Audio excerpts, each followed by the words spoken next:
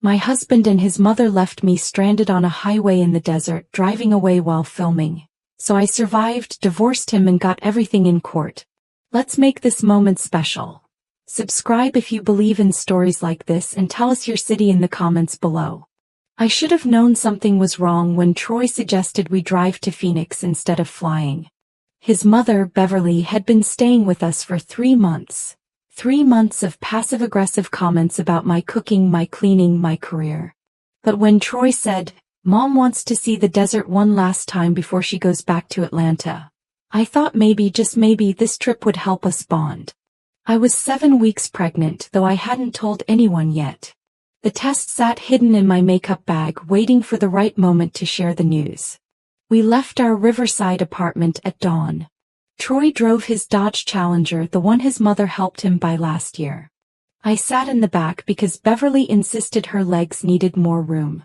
The first 2 hours were fine. Troy played old-school hip-hop and Beverly actually complimented my outfit.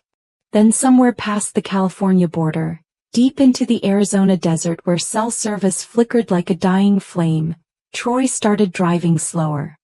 His eyes kept meeting his mother's in the rearview mirror. She'd nod slightly, her lips pressed into that thin line I'd learned to dread. "Baby, I'm getting thirsty," I said, leaning forward. "Can we stop at the next gas station?" Troy's jaw clenched. "There's water in the cooler behind you." But when I reached back, the cooler was empty except for 3 warm bottles of beer, the kind only he drank. That's when I noticed my suitcase wasn't in the trunk space. Neither was my purse. Just Troy's gym bag and Beverly's Louis Vuitton luggage. "Troy, where's my stuff?" My voice cracked slightly, that maternal instinct already sensing danger for my unborn child. He pulled onto the shoulder of Interstate 10, dust swirling around us like a warning. The desert stretched endlessly on both sides. No buildings, no cars, just rocks and scrub brush under a merciless sun. The temperature gauge on the dash read 98 degrees. Troy put the car in park but kept the engine running. That's when Beverly turned around and her smile made my blood freeze. "Sweetheart, we need to talk about your behavior," she said, her voice dripping with false sweetness. "You've been very disrespectful to me, and quite honestly, Troy deserves better." "What are you talking about?" I looked between them, heart hammering. "Troy, what is she saying?" My husband, the man I'd been with for 5 years, married to for 2, wouldn't meet my eyes. Instead, he pulled out his phone and started recording. "Say it again, Ma." "For the record." Beverly's mask dropped completely. "You're a gold-digging little parasite who trapped my son with sex and manipulation. You don't cook like a proper wife should. You spend too much time at that hospital job acting like you're too good for him. And you clearly don't respect family." She leaned closer, her breath hot and sour. "So we're giving you a chance to think about how you'll do better. Consider this an intervention. Troy, stop recording and tell me what's happening." My hands shook as I reached for the door handle. Lock. Child safety locks, turned on. Troy turned in his seat, phone still recording, his face a stranger's face. "We're going to leave you here for a few hours, Andrea. Give you time to really think about how you're going to change. Mom's right. You've been acting brand new lately, like the money I make isn't good enough. Like my family doesn't matter." "Money you make? I'm a surgical nurse. I make more than you do at that call center." The words exploded out of me. "And I've never disrespected your mother. I've bent over backward. See? This attitude right here." Beverly waved her hand dismissively. "Always throwing your little job in his face. Always thinking you're smarter than everyone else." She tapped Troy's shoulder. "Come on, baby. Let her out. 3-4 hours in this heat, she'll remember how to be grateful." My mind raced. 7 weeks pregnant. 98 degrees. No water. No phone. They'd taken my purse. "Troy, please. This is insane. What if something happens to me out here?" He unlocked the doors with a click that sounded like a gunshot. "You'll be fine. There's a truck stop about 12 miles that way." He pointed west. "Start walking and maybe you'll catch up to where you need to be as a wife." We'll come back for you later. Maybe around sunset. If you've learned your lesson. Troy, but Beverly was already out, opening my door, her expression triumphant. Out, she said. Now. I stumbled onto the scorching asphalt, my mind unable to process what was happening. They drove away slowly at first, Troy still filming through his window, Beverly actually waving like we were at a parade. Then the Challenger's engine roared and they disappeared down the highway, leaving nothing but heat shimmer and the smell of burning rubber. I stood there for maybe 30 seconds, shock turning my legs to concrete, before the reality crashed over me like a physical wave. I was alone. In the Arizona desert. With no water, no phone, no protection. And I was pregnant. The sun felt like it was pressing down on my skull. I looked both directions. East showed nothing but empty road disappearing into mountains. West looked identical. No cars. No signs of civilization. Just endless brown landscape and that ribbon of black asphalt radiating heat.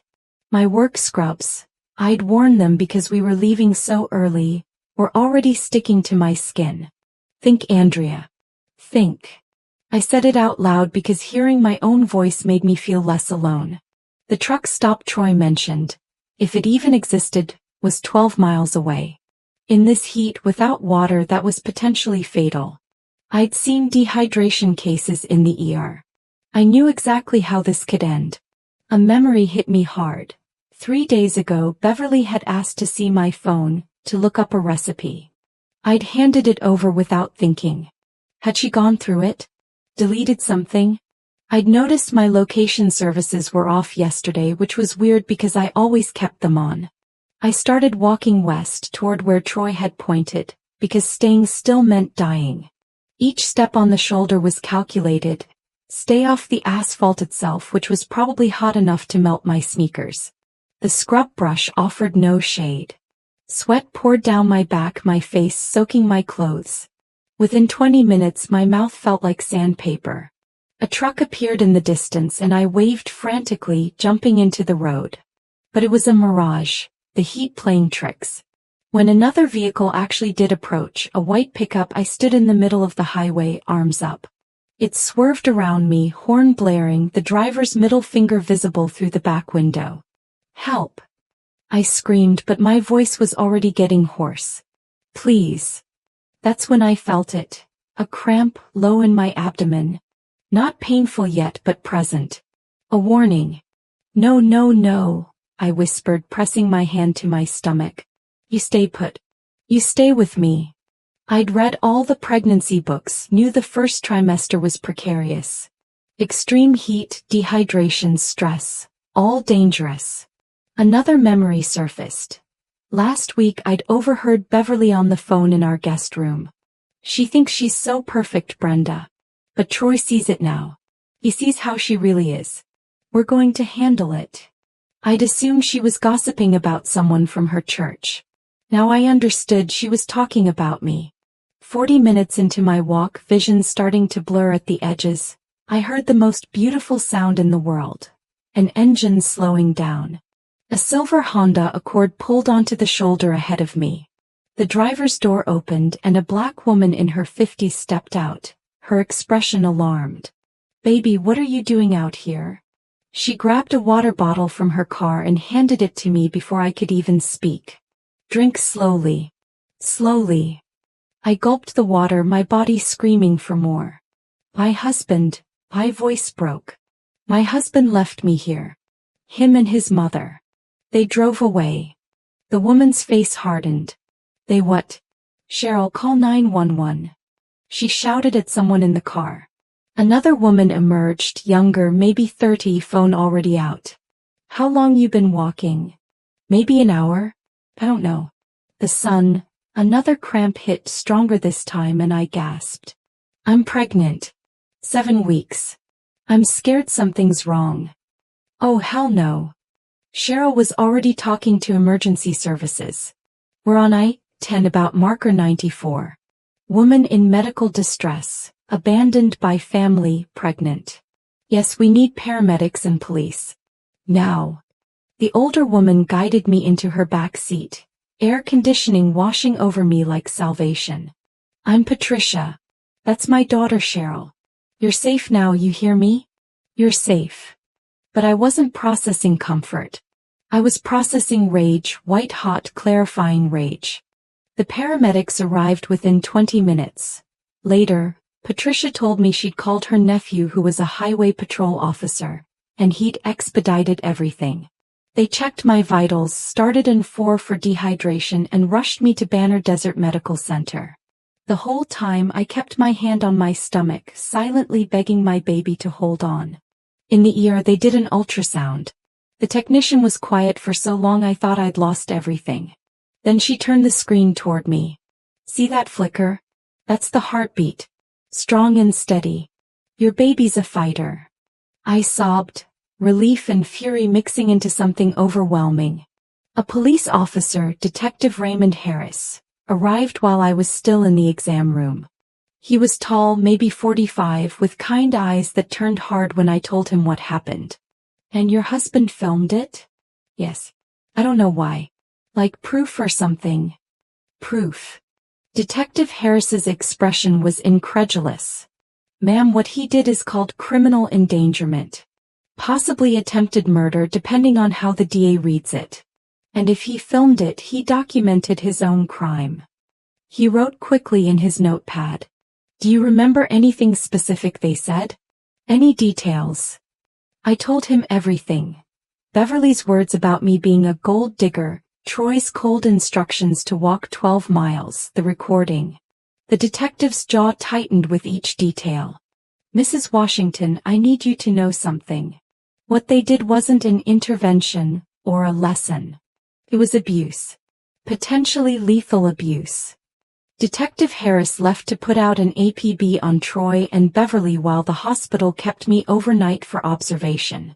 Patricia and Cheryl stayed with me, 2 strangers who became angels. Patricia even called her lawyer friend, Simone Winters, who showed up at midnight still in her gym clothes. I heard what happened, Simone said, pulling up a chair. She was maybe 50, with silver-streaked locks and an intensity that immediately made me feel protected. First things first, you're filing for divorce immediately. Tomorrow. We're also getting a restraining order and I'm making sure those police reports are ironclad. This isn't just about your marriage ending, Andrea. This is about justice. I don't have money for a lawyer right now, I admitted, shame burning my cheeks. They took my purse with my cards. You're not paying me. Not a dime. Simone's voice was firm. What they did to you. I'm taking this pro bono because I want to see them burn. Now tell me everything about your marriage. Assets, accounts, property. Everything. We talked until 2 a.m. I told her how Troy and I had bought our apartment together 3 years ago. $180,000. I'd put down $30,000 from my savings while he contributed $15,000. How my name was on the deed, but he'd convinced me last year to add his mother as a co-owner for estate planning purposes. How I'd stupidly agreed because I wanted to be a good wife. He was setting you up, Simone said quietly. They both were. Troy and Beverly were arrested the next afternoon at a Scottsdale hotel, apparently celebrating their successful intervention with poolside cocktails. Detective Harris showed me the body cam footage later. Troy went pale when officers approached, while Beverly actually tried to argue. This is ridiculous. We were teaching her a lesson about respect. She's too dramatic. This is just her playing victim. The officer's response was beautiful. Ma'am, abandoning someone in the desert in 100-degree heat is attempted murder in Arizona. You have the right to remain silent and I suggest you use it. Troy tried calling me 17 times from jail. I didn't answer. Instead, I spent that time with Simone going through every document of our marriage. What we discovered made my blood boil. Troy had been siphoning money from our joint account for 6 months, transferring it to an account in Beverly's name. Nearly $23,000 of my earnings gone. He'd also taken out a credit card in my name without telling me, maxing it out on purchases for his mother. This is financial abuse. Simone explained, showing me the bank statements. He's been planning something for a while. My guess. They were going to abandon you and claim you'd run off. With his mother on the deed, they could have sold the apartment, split the money, and you'd have been left with nothing. The pregnancy test I'd hidden felt like a ticking bomb. I hadn't told anyone but the hospital staff. Part of me wanted this baby desperately. Part of me was terrified. Then the video surfaced. Troy had apparently sent it to his group chat, 12 of his friends, titled, "Teaching Wifey a Lesson." One of those friends, a guy named Jordan who'd always seemed decent, had a crisis of conscience and forwarded it to Detective Harris. The video was worse than I remembered. You could hear everything. Beverly saying, "She needs to learn her place." Troy laughing when I begged him not to leave me. The camera zooming in on my face, catching my terror, my tears. And then Troy's voice, clear as day, "Maybe this will teach you not to talk back to my mother. We'll see if you're still so mouthy after a few hours out here. Might not even come back. Let you figure it out yourself." "Might not even come back," Simone repeated when we watched it in her office. "Andrea, he wasn't planning on returning for you. If Patricia and Cheryl hadn't found you, if you'd collapsed from heat stroke or dehydration, he and his mother could have claimed ignorance." "We don't know what happened, officer. She said she wanted to walk. We came back and couldn't find her." The video went viral within 48 hours. Someone leaked it to social media. Probably one of Troy's friends who'd finally realized how monstrous it was. The internet exploded. Hashtag Justice for Andrea trended. News outlets picked it up. Suddenly, everyone knew what Troy and Beverly Washington had done to me in that desert. Troy's employer, a major telecommunications company, fired him immediately, releasing a statement about their zero tolerance for domestic violence and criminal behavior. Beverly lost her position as treasurer of her church's women's ministry when the video reached her congregation. The pastor himself called me to apologize and offer support. Their family turned on them too. Troy's sister Tanya, who I'd always gotten along with, called me sobbing. "Andrea, I am so sorry. I knew Mom could be difficult, but I never thought..." She couldn't finish. "The whole family's ashamed. What they did was unforgivable. If you need anything, testimony, character witness, anything, I'm there." The court proceedings moved fast. The criminal case came first. Troy and Beverly were both charged with aggravated assault, kidnapping, and criminal endangerment. The DA, a sharp woman named Lisa White, was ruthless. "Mrs. Washington, with that video we have them dead to rights. They filmed their own crime. I've been prosecuting cases for 15 years. And I've never seen defendants this stupid." The bail hearing was my first time seeing Troy since the desert. He looked smaller somehow, his usual swagger gone. When the judge set bail at $100,000 each, Beverly actually wailed. "We don't have that kind of money. This is excessive. We were just trying to help her be a better wife." Judge Morrison, a black woman in her 60s, removed her glasses slowly. "Ma'am, you abandoned a pregnant woman in the desert and filmed it. Be grateful I'm not denying bail entirely." The divorce case was separate but equally satisfying. Simone was vicious, in the best possible way. She brought every receipt, every bank statement, every shred of evidence showing Troy's financial abuse and Beverly's manipulation. The fact that I was still pregnant, now 12 weeks, baby growing strong despite everything, swayed the judge even further. "Your Honor," Simone addressed Judge Patricia Holloway, "my client's husband and mother-in-law conspired to abandon her in life-threatening conditions while she was carrying his child. The video evidence shows clear intent to cause harm. The financial records show systematic theft. This wasn't a marriage, it was a con." Troy's lawyer, a nervous public defender who clearly didn't want this case, tried to argue for a 50-50 split of assets. Judge Holloway actually laughed, not kindly. "Counselor, your client committed multiple felonies against his wife and unborn child. The only reason we're not discussing criminal restitution yet is because that trial is pending. Mrs. Washington is entitled to the entirety of the marital assets as compensation. The ruling came down like thunder. I got the apartment full ownership. I got all remaining joint account funds. I got the car. Yes, even Troy's precious Challenger, since it was purchased partially with my money. Troy was ordered to pay spousal support for 3 years and child support once the baby was born. Beverly was permanently barred from contacting me, with a restraining order that would last 10 years. 6 months later, I stood in front of my apartment. My apartment with only my name on the deed, with my baby bump visible under a new dress. The criminal trial had ended 3 weeks ago. Troy got 18 months in prison for aggravated assault and endangerment. Beverly got 12 months plus 3 years probation. The judge had been merciless, especially after character witnesses described years of Beverly's controlling behavior toward Troy's previous girlfriends. Patricia and Cheryl came to visit, bringing baby clothes and their continued friendship. Simone stopped bi-weekly, having become not just my lawyer but my mentor. She was teaching me about financial independence and legal rights. Tanya was planning my baby shower, making up for her family's cruelty with fierce loyalty. The story didn't end with revenge, though that was sweet. It ended with me standing in my living room painted a soft yellow, feeling my daughter kick. Yes, daughter, confirmed at my 20-week ultrasound. I'd survived the worst betrayal imaginable and come out stronger. The viral video that was meant to humiliate me had instead exposed 2 monsters and given me an army of supporters. I pressed my hand to my belly, thinking about that moment on the highway when I'd promised her we'd survive. We had more than survived, we'd won.